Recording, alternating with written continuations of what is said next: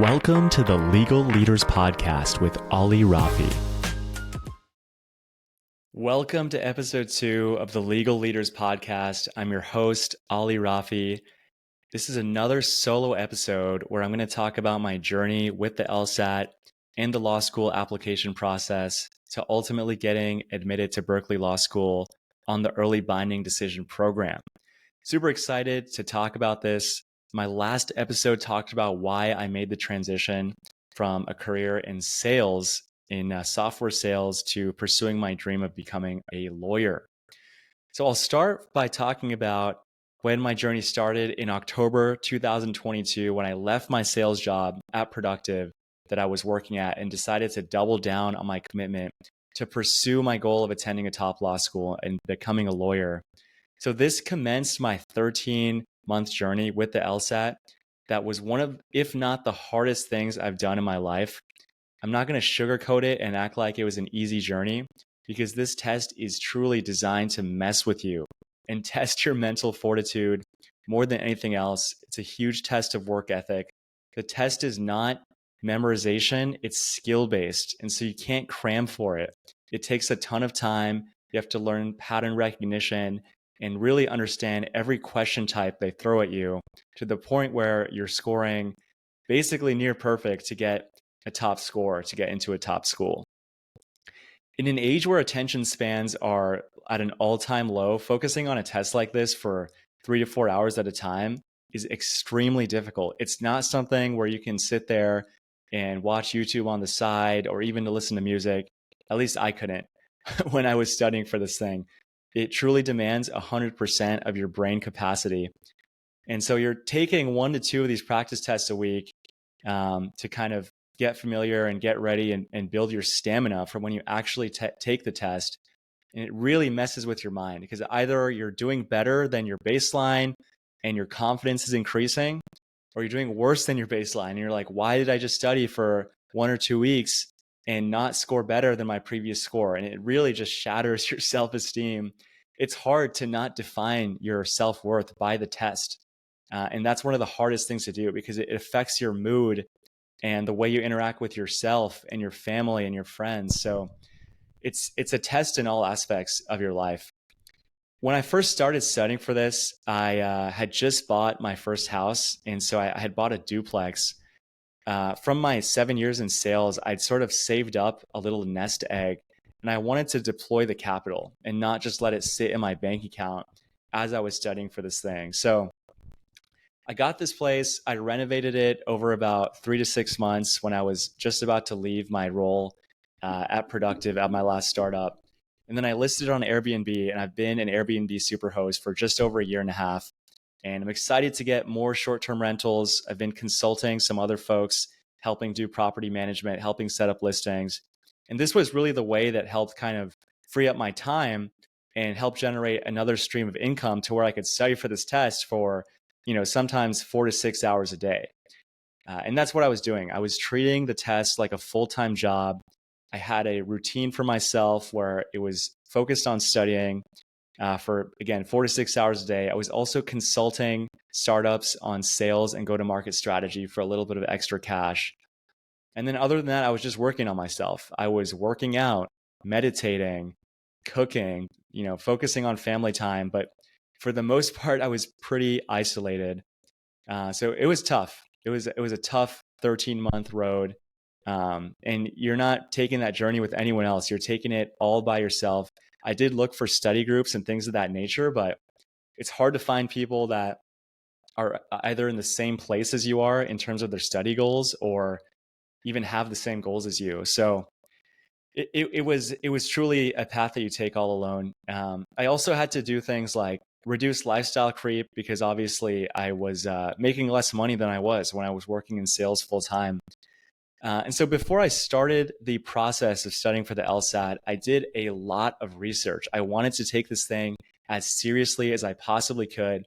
And it's funny because this actually led to a little bit of analysis paralysis. The first resource I used was Reddit. So r/LSAT has a ton of data. And the first thing I did was use 2 books that are pretty highly acclaimed. One being the Power Score trilogy, Power Score Bibles, whatever you want to call it. It's basically 3 super thick books about each section of the LSAT. Obviously, it's worth mentioning they're removing the gains from the LSAT. So it's just going to be 2 sections or 2 different types of questions with 4 sections, I believe. The second thing I used was the Mike Kim LSAT Trainer, which was kind of a more generalized book. So I spent 3 months reading these things, and it wasn't until January that I actually started to really practice the questions and take a diagnostic. And I truly wish I started doing that earlier, even before I started thinking about the LSAT, which I know is kind of impossible, and hindsight is 2020. But just familiarizing yourself with the pattern of questions that are being asked of you is so critical, because that's really what you're doing, is training your brain to recognize the question type and exactly what to do with that question type in a limited amount of time. So I took the diagnostic. I scored a 154, and the test is out of 180 for folks who don't know. So it's not a bad score.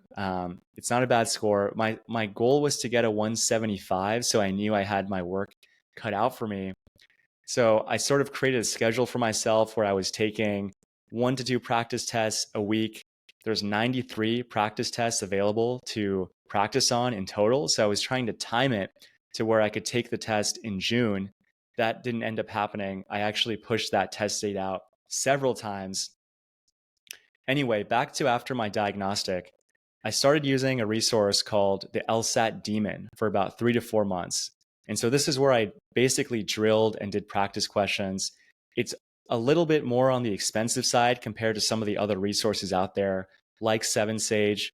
I did eventually end up switching, but I have positive things to say about LSAT Daemon, specifically the 2 founders who are just absolute straight shooters. They are basically going to give you no BS feedback about how to approach this test and not be delusional. And they are also huge advocates about not paying for law school. So they always talk about how much money there is out there in the form of scholarships. And all it really takes is scoring. I mean, not all it really takes, but if you can get the score that you need, you'll get into law school for free and avoid taking out $300,000 to $500,000 in debt that's going to follow you for the rest of your life. So I really enjoyed their advice, was not a huge fan of the explanations. So I did end up switching to 7Sage, which was highly recommended on Reddit. It's a little bit cheaper. It has its pros and cons, but I found for self-studying, this was the most solid resource. And especially for games which are being removed, they have great explanations for those kinds of things. But in my opinion, the other explanations were not as helpful, but I still ended up using 7Sage for about 8 or 9 months after I switched from LSAT Daemon. And it's nice because they had good analytics. I'll actually pop up a graph of my practice scores and what that looked like in terms of the improvement.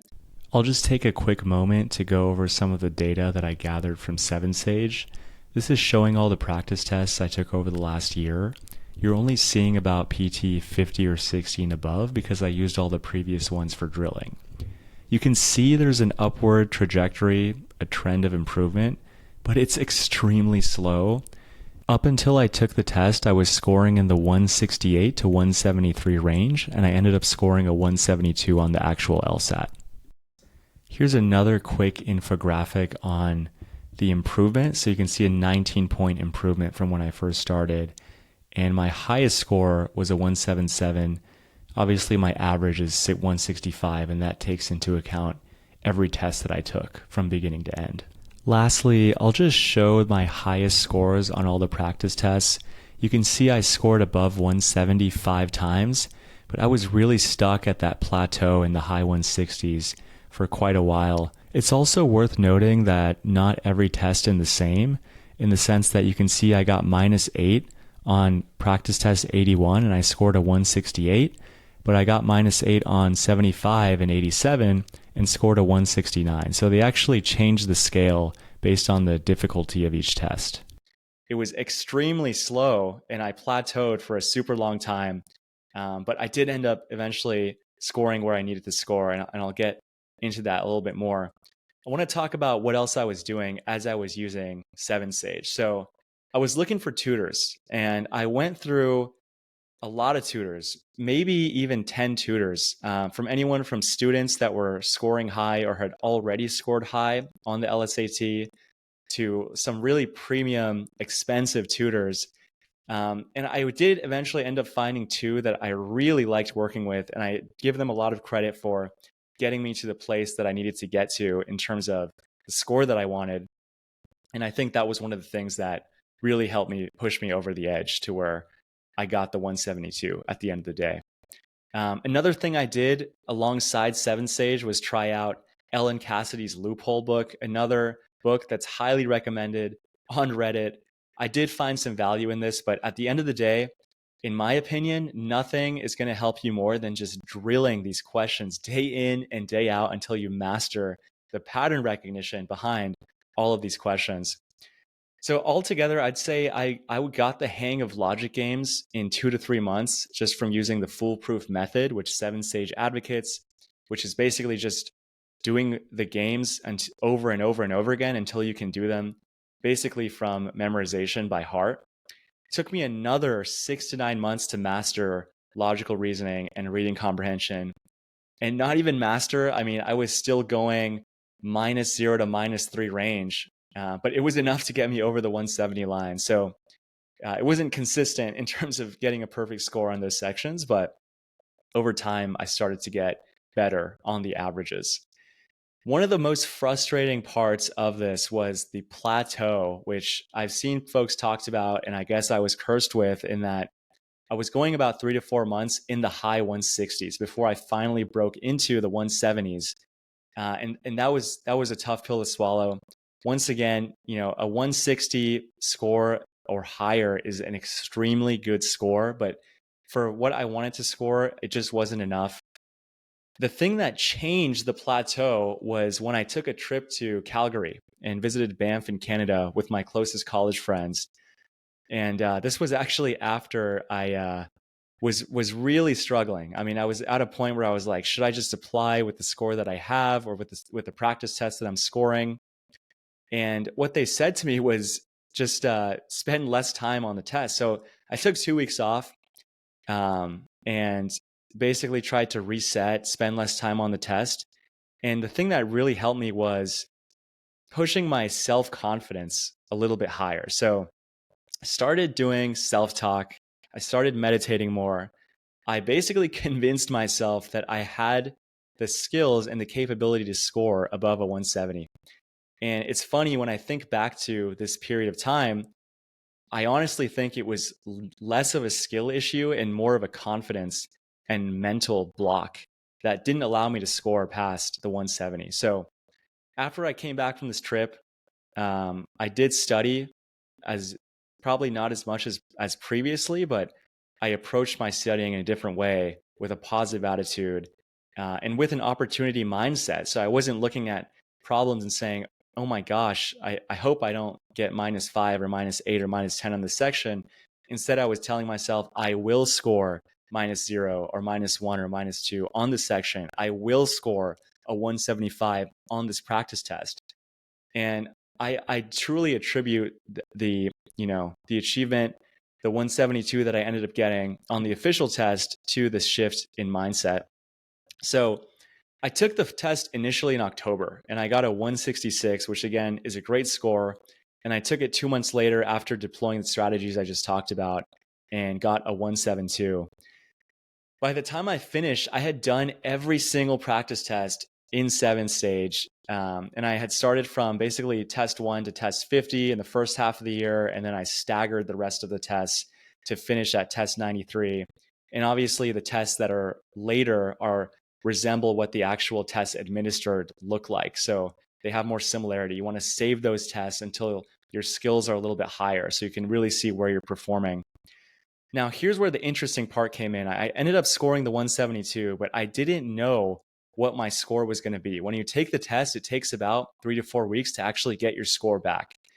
And I was trying to apply it as early as possible. Specifically, I wanted to apply early decision to a West Coast school because I knew I wanted to stay on the West Coast. So I'm basically figuring out where I'm going to commit to, assuming I got in, based on a score that I don't really know what I scored. I mean, I'm just going off of feel of how the test felt as I took it.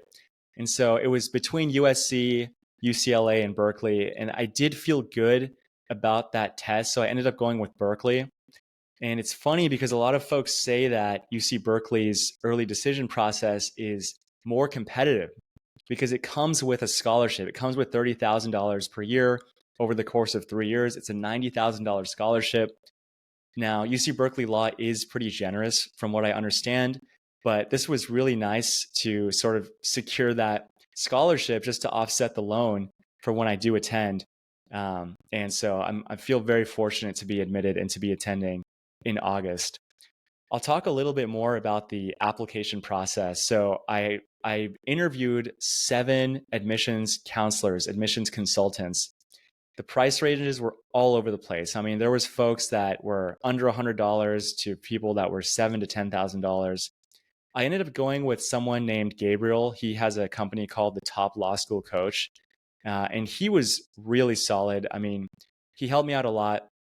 And it's funny because it's not always about how they're editing your essays or the feedback they're giving you. It's more so just getting that vote of confidence when they're reviewing your essay because they've done this so many times. They're literally reviewing hundreds of essays, maybe even thousands, and have gotten a lot of folks admitted to these top schools. So just bouncing ideas off them and knowing that when you press that submit button, you're going to have something that you're confident in goes a long way. And so I submitted about 13 or 14 applications before I got accepted into Berkeley. And I never heard back from any of them except for Berkeley because the binding decision program forces you to withdraw your applications as soon as you get that acceptance. So I'm not going to lie, I'm slightly sad about not knowing about some of the other schools that I applied to. But once again, really happy to be attending Berkeley, based in Silicon Valley, and just having a strong potential for the types of outcomes that I want. You know, I really wanted to go into corporate law as soon as I graduate. They place about 70% of their graduates into corporate law. So that is a really good, is something I really wanted, especially to be based in the Bay Area and not have to relocate across the country because most of these T14 schools are on the East Coast. I will say, you know, it's a little controversial, but I was set on the T14 from the start. And I applied to almost every single one except Yale. And the reasoning for me is simple. I'm a little older, and I thought if I'm going to make this career transition, I want to set my sights on the best school I can possibly get into.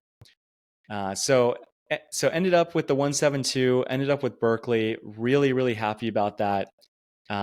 This is probably going to be the last episode before I start interviewing folks. So I really appreciate the folks who have been listening to my story.